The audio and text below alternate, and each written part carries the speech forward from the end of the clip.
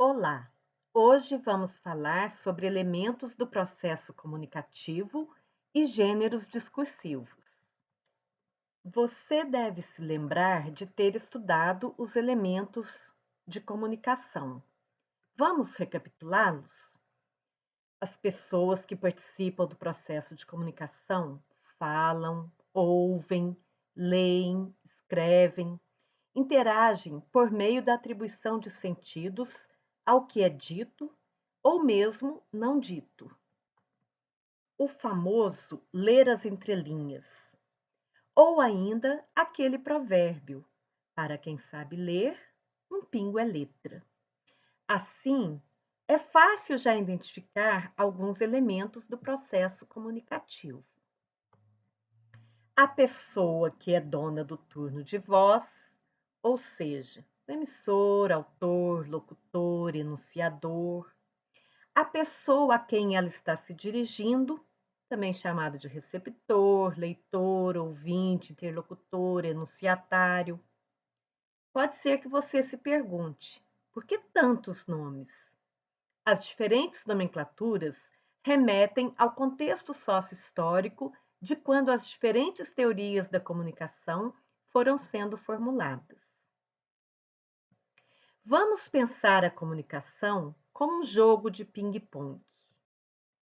Bolinha para cá, bolinha para lá. Assim é na comunicação. Enquanto um fala, o outro ouve, e os turnos de voz vão se alternando. Quem é emissor num momento é receptor no outro. É um vai e vem, não é um processo estático. Então, vamos combinar. Emissor e receptor são ambos interlocutores. Esses interlocutores trocam mensagens entre si. Para a formulação da mensagem, precisamos de um assunto, coisas, objetos, temas do mundo extralinguístico. Por exemplo, podemos falar sobre saúde e doença, podemos falar sobre um vírus, uma vacina, podemos falar sobre o tempo, sobre um lugar, uma pessoa.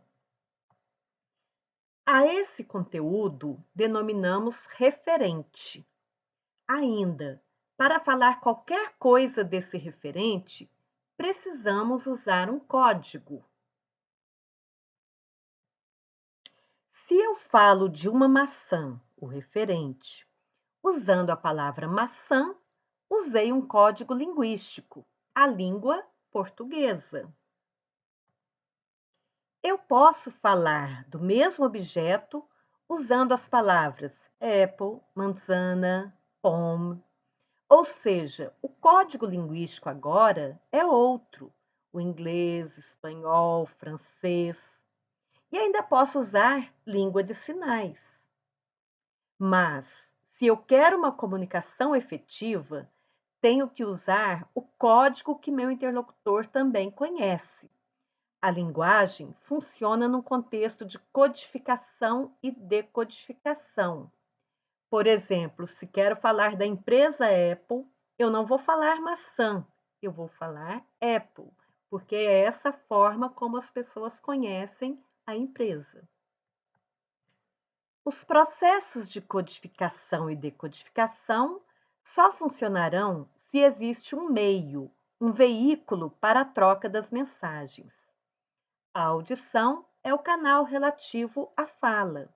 Entretanto, criamos muitos outros canais: jornais e livros impressos, a televisão, o rádio, os aparelhos de telefonia, um vídeo como este.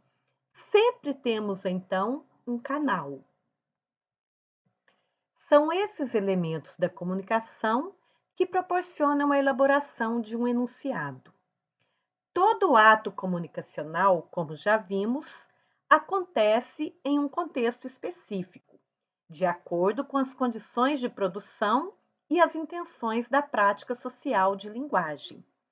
Não nos comunicamos por meio de palavras ou frases ou enunciados propriamente ditos, mas por meio de textos, ou melhor, de gêneros textuais ou gêneros discursivos.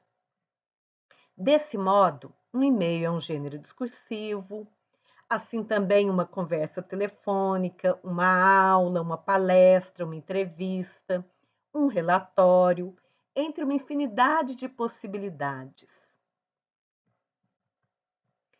Vamos aprender mais sobre alguns gêneros discursivos? Espero vocês na próxima aula.